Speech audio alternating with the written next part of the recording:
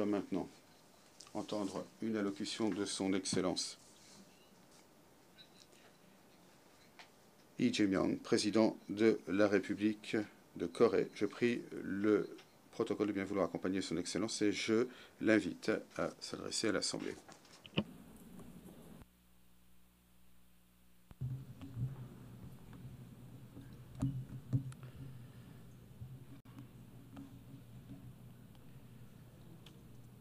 세계 평화와 공동 번영의 기여원. J'aimerais tout d'abord exprimer mon respect et ma reconnaissance à tous les membres de l'ONU, au personnel du secrétariat des Nations Unies pour leur contribution à la paix dans le monde et à la prospérité partagée. Permettez-moi de sincèrement féliciter son Excellence Annalena Baerbock, à l'occasion de son accession à la présidence de la 80e session de l'Assemblée générale des Nations Unies.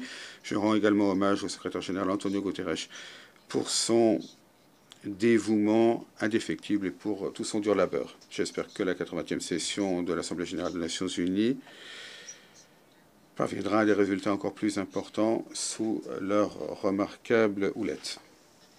Madame la Présidente, Monsieur le Secrétaire général, Mesdames et Messieurs les délégués, cette année est très importante puisque nous commémorons le 80e anniversaire de la fondation de l'ONU. Ces 80 dernières années à l'ONU ont été une trajectoire précieuse nous permettant de protéger la dignité et les valeurs de l'humanité.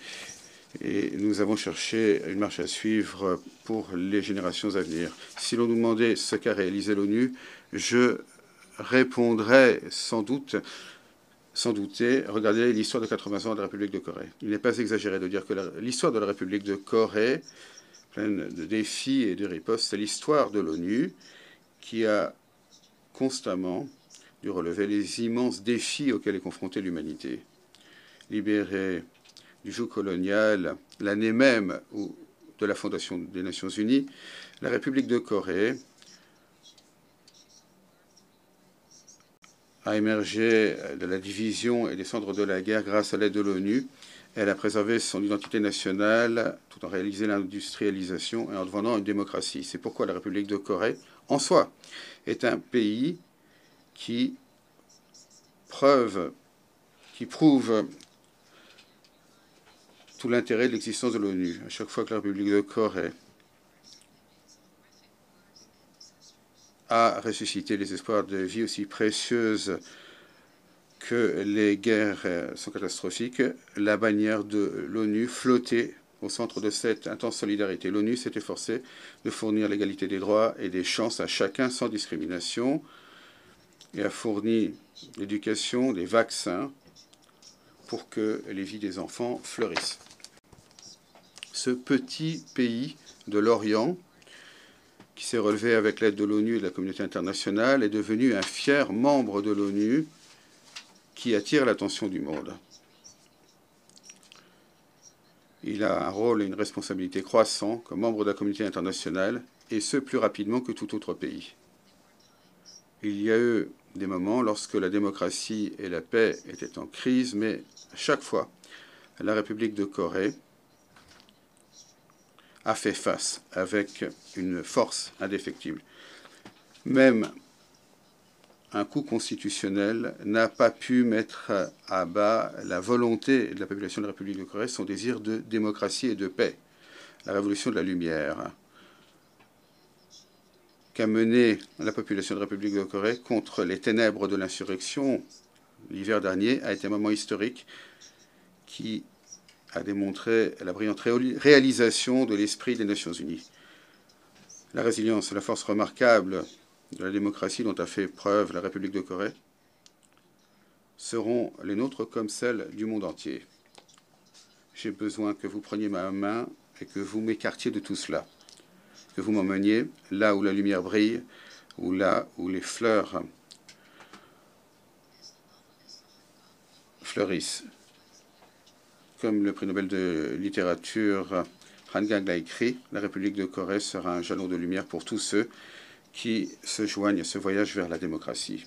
Aujourd'hui, à l'Assemblée générale des Nations unies, où la paix dans le monde et la prospérité commune de l'humanité font l'objet de débats, je suis fier d'annoncer qu'une nouvelle République de Corée, qui sera une lueur d'espoir pour les citoyens du monde, a achevé son retour dans la communauté internationale.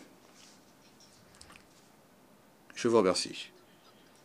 La République de Corée, qui a grandi grâce au soutien et à l'aide de l'ONU, n'hésitera pas à assumer son rôle de pays chef de file et fera généreusement part de son expérience de rétablissement de la démocratie. Malgré des efforts sans relâche provenant de tous les coins du monde, la détermination de la communauté internationale et son aspiration à maintenir la paix et la sécurité internationale il y a 80 ans reste toujours une tâche inachevée pour tous. 280 millions de personnes souffrent toujours de la faim extrême. Les conflits armés partout dans le monde, y compris en Ukraine et au Moyen-Orient, ainsi que la crise climatique, qui est déjà devenue un véritable problème, menacent la survie de l'humanité. La réponse se trouve dans la sagesse des pionniers qui ont fondé l'ONU, ainsi que dans la voie qu'a empruntée le peuple de la République de Corée. Il y a une seule manière d'y arriver, davantage de démocratie. Le gouvernement centré sur le peuple de la République de Corée, grâce au pouvoir de l'intelligence collective, ne cesse de mener des innovations pour trouver de meilleures solutions démocratiques. La manière de relever les défis communs auxquels est confrontée la communauté internationale n'est pas différente. Lorsque tous les pays qui connaissent les mêmes problèmes se réunissent ici à l'ONU et poursuivent la coopération multilatérale en réfléchissant ensemble, eh bien, nous pourrons tous nous avancer vers un avenir radieux de paix et de prospérité.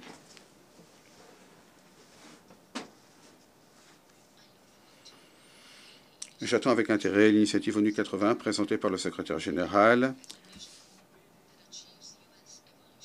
Il s'agit d'une vision qui permettra d'améliorer l'évolution de l'ONU et ses progrès à la hauteur des exigences de notre temps. J'espère également que le Conseil de sécurité pourra augmenter le nombre de sièges des membres non permanents, reflétant ainsi les changements de l'environnement international, ce qui permettra de renforcer l'efficacité et la représentation conseil. En tant que membre du Conseil de sécurité pour le mandat 2024-2025, la République de Corée s'efforce de faire en sorte que le Conseil de sécurité des Nations Unies puisse réagir de manière proactive aux menaces à la paix et à la sécurité internationale. Madame la Présidente, Monsieur le Secrétaire général, Mesdames et Messieurs les délégués, la République de Corée, qui a rétabli la démocratie, rêve d'un avenir meilleur. La République de Corée assumera ses responsabilités en tant que puissance mondiale responsable qui ne cesse de défendre les valeurs de liberté, droits humains, inclusion et solidarité défendues par l'ONU. Nous continuerons à développer nos institutions et notre culture afin que chaque personne résidant en République de Corée, citoyen comme étranger, puisse être respecté en tant que membre de la société sur un pied d'égalité dans tous les domaines de la vie. La République de Corée renforcera et sera à la tête de la coopération avec la communauté internationale en réalisant les valeurs du respect des droits humains. En une période de crise, lorsque la survie immédiate est une tâche urgente, des mots comme la solidarité, la coexistence et la coopération peuvent sembler quelque peu distants. Cependant, l'humanité a toujours rêvé d'espoir aussi élevé que la profondeur de son désespoir et à réaliser les progrès que nous connaissons aujourd'hui grâce à une passion pour un avenir meilleur. Plus difficile est notre époque, plus nous devons revenir à l'esprit fondamental de l'ONU, à savoir la confiance dans les valeurs universelles de l'humanité. Tout comme la détermination de ne pas transmettre la dévastation de la guerre a mené à la fondation de l'ONU et à empêcher des conflits et à préserver la paix. Aujourd'hui, nous devons coopérer davantage, nous faire davantage confiance, joindre davantage nos efforts afin d'édifier un monde meilleur pour les générations futures. La Corée démocratique ouvrira la voie vers la coopération multilatérale pour un avenir durable.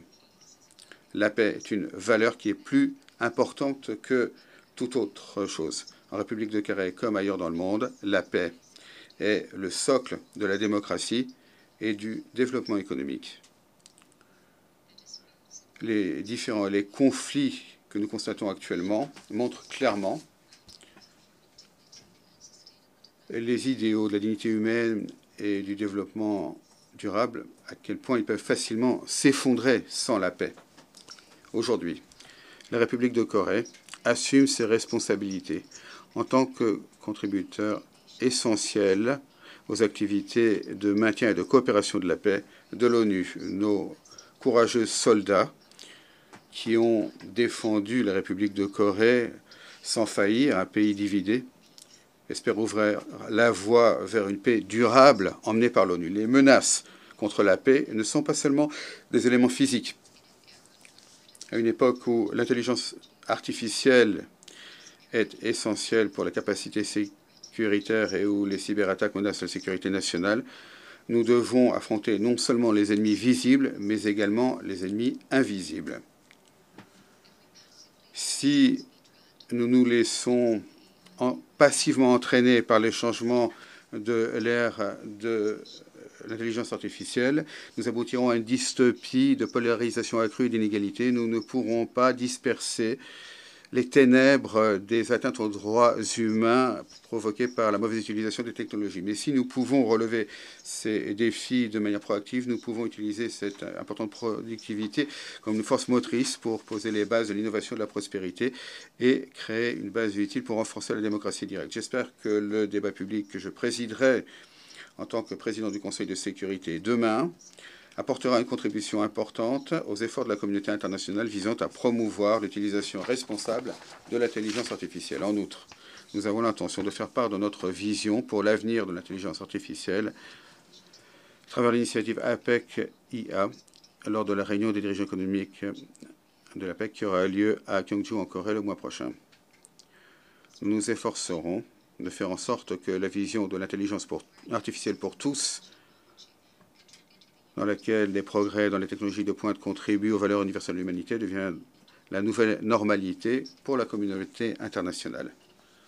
Les innovations technologiques provoquées par l'intelligence artificielle seront un nouvel outil important afin de relever les défis mondiaux tels que la crise climatique. Ces 80 dernières années, l'ONU a ouvert la voie au développement durable et a été à la pointe des efforts visant à faire face à la crise climatique qui menace la survie de l'humanité. Les pays du monde entier doivent répondre à ces efforts. La République de Corée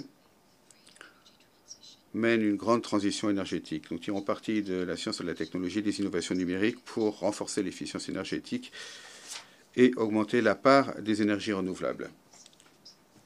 Nous présenterons une contribution déterminée au niveau national responsable cette année, rejoignant ainsi la volonté unie de la communauté internationale.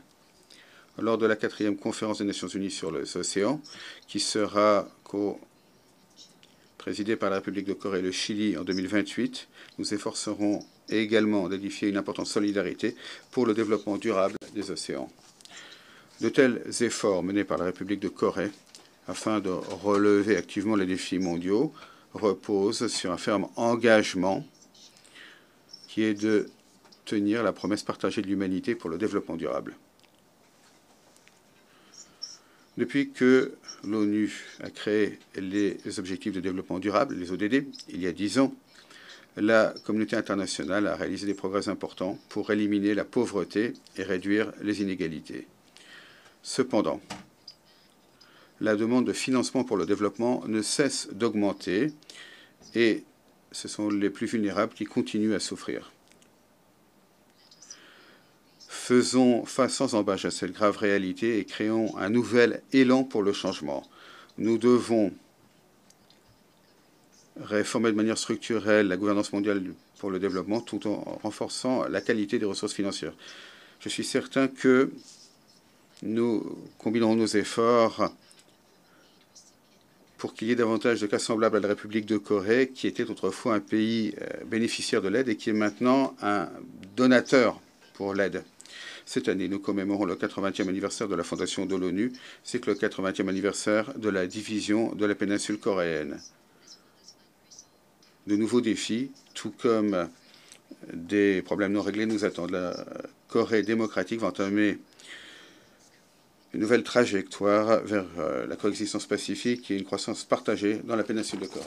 La première étape, ce sera de rétablir la confiance intercoréenne mise à mal et passer à une position de respect mutuel. Le gouvernement de la République de Corée réaffirme clairement qu'il respecte le système actuel du Nord, qu'il ne recherchera aucune forme d'unification par l'absorption et qu'il n'a pas l'intention de mener des actes hostiles.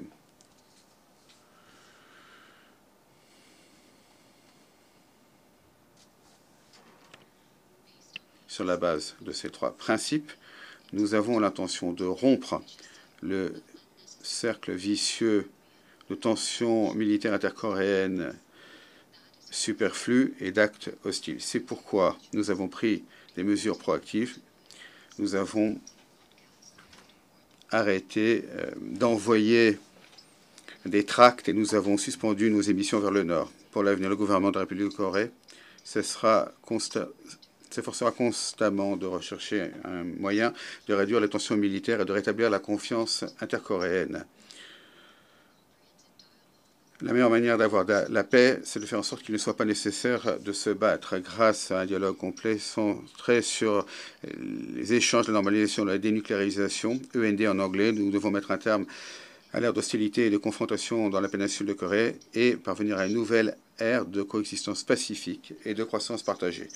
Le fait que les échanges et la coopération permettent de parvenir plus rapidement à la paix est une leçon immémoriale démontrée par l'histoire des tensions dans les relations intercoréennes. En étendant progressivement les échanges intercoréens, la coopération intercoréenne, nous ouvrirons la voie à une paix durable dans la péninsule coréenne. Il est essentiel pour la République de Corée comme la RPDC, tout comme la communauté internationale, d'œuvrer ensemble pour établir la paix dans la péninsule coréenne, tout en s'efforçant de faire avancer les relations intercoréennes. Nous appuyons activement, nous coopérons aux efforts visant à normaliser les relations avec la communauté internationale, notamment entre les États-Unis et la RPDC, la République populaire démocratique de Corée. La dénucléarisation est un objectif très important, mais le moment est venu de rechercher des solutions réalistes et rationnelles sur la base du sang-froid, permettant de comprendre qu'on ne peut pas parvenir à la dénucléarisation à court terme. La communauté internationale doit être sage et pragmatique, ce qui commence par arrêter de perfectionner les capacités nucléaires et de missiles, et il doit permettre également de réduire ces processus et de parvenir au démantèlement. Parvenir à une paix durable dans la péninsule de Corée présenterait un nouvel espoir afin de mettre un terme aux souffrances humaines grâce au conflit. La République de Corée mettra un terme à la guerre froide dans la péninsule de Corée grâce à l'initiative END et assumera ses responsabilités et son rôle pour contribuer à la paix mondiale et à la prospérité. Un avenir où des personnes de différents pays coopèrent et surmontent les défis mondiaux ensemble peut paraître une vision utopique, comme dans un rêve. Cependant, ce rêve est loin d'être impossible. La paix, ce n'est pas simplement l'absence de conflits armés, mais c'est la mise en œuvre d'une communauté où l'on respecte les différences et où les personnes coexistent. Tant que le respect et l'aspiration à la diversité nous inspirent, nous pourrons toujours nous unir et nous accepter les uns les autres. La culture coréenne relie les personnes partout dans le monde, au-delà des frontières, des langues et des différences culturelles. Le succès et la propagation de la culture coréenne, la K-culture, prouve que l'empathie universelle est possible et qu'elle peut transcender les différences des personnes de tout contexte. Utiliser l'énergie de la solidarité, de la coexistence, de la considération permettra à la République de Corée, qui est devenue une nouvelle République démocratique, est prête à passer à un nouvel avenir durable et à tourner une nouvelle page de l'histoire humaine. Même si l'on s'attend à ce que cette voie soit difficile, l'humanité a pu progresser et arriver jusqu'ici en ne baissant pas les bras face aux défis, même face à l'adversité. La population de la République de Corée a levé des couleurs joyeuses face à la crise de la démocratie. Et de la même manière, j'appelle la communauté internationale à brandir les lanternes de l'espoir qui éclaireront l'avenir de l'humanité. La République de Corée ouvrira la voie vers une nouvelle ère de coexistence pacifique et de croissance partagée dans la péninsule de Corée pour un avenir meilleur ensemble. Je vous remercie de votre attention. Au nom de l'Assemblée, permettez-moi de remercier le président de la République de Corée,